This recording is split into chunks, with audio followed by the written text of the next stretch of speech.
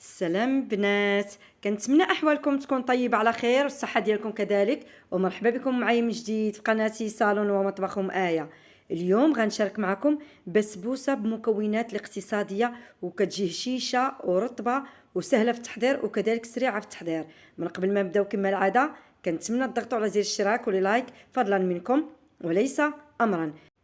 اول حاجه غنحضروها هي السيرو اللي غنحضروه مسبقا ونخليوه يبرد جانبا. كنجيب كاسرول كنوضع فيها 2 كؤوس ديال الماء بعبر كاس العنبه، كنضيف لهم نصف كاس ديال السكر سنيده تقريبا 2 معالق كبار مملوئين جيدا ونصف حامضه اللي قطعتها دوائر. ممكن تستغناو على الدوائر وتضيفوا فقط غير العصير ديالها. كنوضعها فوق النار مده 10 دقائق حتى كيغلى لينا السيرو وكنصفيه ونخليه جانبا يبرد. مباشره كنجيب الاناء اللي غنحضر فيه الخليط ديال البسبوسه، كنوضع فيه 2 حبات ديال البيض المتوسطين الحجم، رشه ملح اللي كنعدلو بها الذوق فقط، ثم كنضيف كاس الا ربع ديال السكر سنيده بعبر كاس العنبه، وكنضيف كيس ديال الفاني. كنضرب المكونات جيدا بالضرب اليدوي حتى كتمازج مع بعضياتها، ما كندربوهمش بزاف حتى كيولي الخليط بيض، فقط غير كتمازج المكونات. من بعد ما ضربت المكونات كيولي القوام بهذا الشكل هذا، كنضيف كاس ديال الزيت النباتيه بعبر كاس العنبه كذلك، ثم مباشره كنضيف كاس مملوء جيدا بعبر كاس العنبه حليب بارد ونصف كاس اخر، المجموع كاس ونص.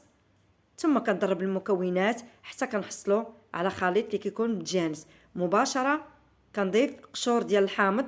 بالنسبه للقشور ديال الحامض انا عندي متواجدين مركز ديال الحامض اللي كنحضر معكم، كنحتفظ بالقشور وكنخليهم في المجمد وكنسم بهم الكيك والحلويات. نتوما خذوا ديك نصف حامضه القشور ديالها او حامضه كامله نسموا بها البسبوسه ديالكم او استغناو على داك المنسم ديال الحامض. مباشره كنضيف 1 ياغورت بمذاق الفاني، ممكن تعوضوه بياغورت مسوس. ثم كنضرب المكونات من جديد، وفي الاخر كنبدا نضيف النواشف. كنضيف في هذه الاثناء نصف كاس ديال الدقيق الابيض بعبر كاس العنبه، المجموع تقريبا 50 غرام اللي مغربل مسبقا. ثم كنضيف 2 كؤوس ديال السميده الرقيقه الخاصه بالحرشه او البسبوسه، كنضيف الكاس الاول ثم كنضيف كذلك الكاس الثاني، المجموع 2 كؤوس ما يعادل 250 غرام. ودائما بحال هاد الوصفات نختاروا السميده اللي تكون نوعيه جيده. ثم مباشره كنحصلوا في الاخير على خليط بهذا الشكل هذا، وكنضيف 2 اكياس ديال خميره الحلويات فئه 8 غرام. كنمزج المكونات وفي الاخر كنحصلوا على خليط ديال البسبوسه اللي تيكون خفيف ما كيكونش ثقيل كما كتلاحظوا في الصوره هنا عن قرب.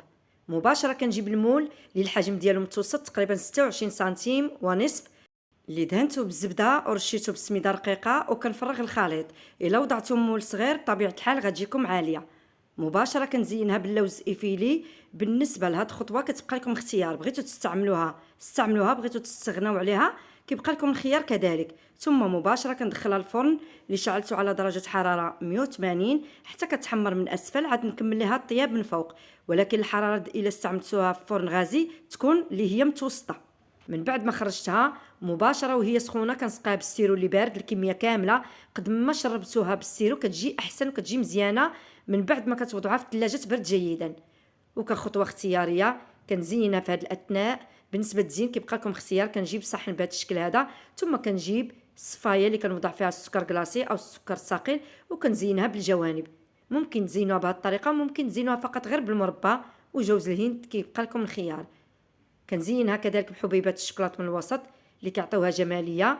وكيبقى هذا هو شكلها النهائي. كتكون بسبوسه اللي حضرناها بمكونات اللي جد بسيطه واقتصاديه وكتحضر كذلك في وقت وجيز وسريع.